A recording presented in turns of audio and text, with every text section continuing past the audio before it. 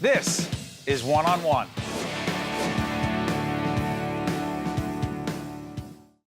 This is Steve Adubato. We're at Morven Museum and Gardens. It's a historic night. A group of leaders from across the state, really from across the nation, have come together to talk about adverse childhood experiences. And one of our colleagues who joins us is our longtime friend, Linda Bowden, who's regional president at PNC Bank. Good to see you. Good to see you, Steve. Thank you for doing this tonight. Oh, it's our pleasure. We've been doing a series called Right from the Start NJ, which is underwritten in large part by the Terrell Fund and by Nicholson Foundation, and also PNC is one of our underwriters for a range of our programming. You and the bank have been involved in kids for a long time, Grow Up Great initiative on the education side. But this initiative tonight, talking about adverse childhood experiences, the connection. Well, you mentioned Grow Up Great, and of course, as you know, Grow Up Great is PNC's way of ensuring that children get a head start, and it's for children 5 and under, and especially they're having access to education. And this is a terrific companion effort because, of course, with adverse experiences, education becomes secondary. Education becomes harder. It's more of a challenge. It's more difficult for children to focus. And so while we are still, of course, very vested in Grow Up Great, we're happy to be supportive of this effort as well. You know, this whole question of we're learning more and more as broadcasters, as journalists, about adverse childhood experiences. You know, and some of the national experts have been here talking about when parents get divorced and there's a lot of acrimony, a lot of negativity, violence in the house, there's substance abuse, a child is separated from his or her parent, a whole range of experiences. They have real long-term effects on these children. They can. They absolutely can, yeah. And I think that's very much what this group is trying to do, is ensure that these children have resilience, are able to overcome these experiences, can sort of get back into the learning mode that we talked about earlier. And it's interesting, you just listed a number of adverse experiences, but we didn't talk about physical abuse, sexual abuse, which unfortunately is out there. And of course, the impact on children is just incredible. You know, Linda, you and I have had many conversations about quote-unquote corporate responsibility, you know. Let me ask you something. Why, from PNC's perspective, why do you feel, not just for your bank, but for all corporations, why is it a corporate responsibility, or responsibility of corporations as quote-unquote good citizens to step up and get involved? I mean, money is one thing, and we appreciate it greatly in public broadcasting, but beyond that, to really get involved, beyond simply, hey, it's a bottom line issue. Either it's making money or it's not for us. Yeah. You've never seen it that way. No.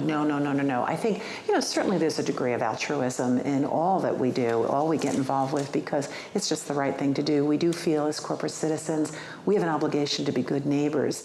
But also think about it, Steve, if we can help children, whether it's from an education standpoint, an adverse experience standpoint, if we can help them to somehow get past that and grow into really productive citizens, that impacts society overall. That impacts business. And the other thing is that we really don't talk about all the time. These kinds of situations are self-perpetuating. What do you mean? If you have an adverse experience as a child, and especially if it's something particularly intense, chances are when you get older, you may repeat the same thing. And so part of, I think, what's trying to be done here is how can you stem that tide? How can you change that? How can you alter that course that has seemed so inevitable for such a long time? Sorry for interrupting, Linda. You and I have also talked about your experience outside of the corporate world.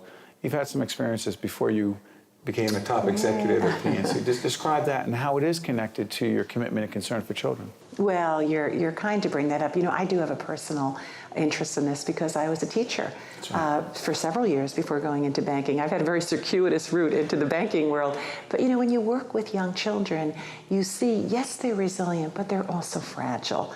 And then the other thing is I did leave banking for a while, as you know, and I got a degree in clinical social work and was engaged in that for a bit, and so saw firsthand the kinds of experiences that children are exposed to, and again, the lasting impact on them. So, I think it's, as usual, you kind of sussed that out, Steve, that I'm certainly here representing the corporate world, but I do have a personal interest as well. Yeah, it really is. One more thing about this, I'm curious.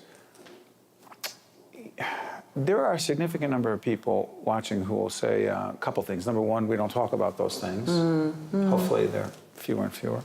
But the other part, if someone says, well, that's not my kid, that's not my child, I treat my child well, and so therefore it's not really my issue, that's just not true. It is our issue, and that's not just from an altruistic point of view, it is a practical issue. Talk about that. Well, I think there are two things there. Number one, it's very easy to say not my child because that enables you to look the other way. But the reality is you can't control every aspect of your child's life day in and day out. You have 4 children. You know that that's the case. And there might be experiences that happen to that child outside the home that you are completely unaware of, number one. And number two, I think you're absolutely right in the point you make that it's everyone's responsibility. Again, as we said earlier, these children grow up. We'd like them to be productive and happy citizens. And that doesn't always happen if we can't change the course of really their experiences. It's in our self-interest as a nation. Absolutely. As a society. As a society, absolutely. As always, Linda, we appreciate you taking the time and being involved in another. By the way, you may have also seen, Linda, when we do a lot of work around aphasia and awareness around aphasia. You've been involved in that initiative and a whole range of others. Yeah. The Raspberry folks on Making a Difference Awards, and just thank you for being a good corporate citizen, basically, more importantly, a good person. Thank you, Steve, and thank you for all you do, too. Appreciate it. One-on-One with Steve Adubato has been a production of the Caucus Educational Corporation, celebrating over 30 years of broadcast excellence. Funding for this edition of One-on-One with Steve Adubato has been provided by the New Jersey Education Association, the Turrell Fund, supporting Right from the Start NJ, the Robert Wood Johnson Foundation, the Port Authority of New York and New Jersey, the Healthcare Foundation of New Jersey, Guarini Institute for Government and Leadership at St. Peter's University, and by Suez, transportation provided by Airbrook Limousine, serving the metropolitan New York, New Jersey area.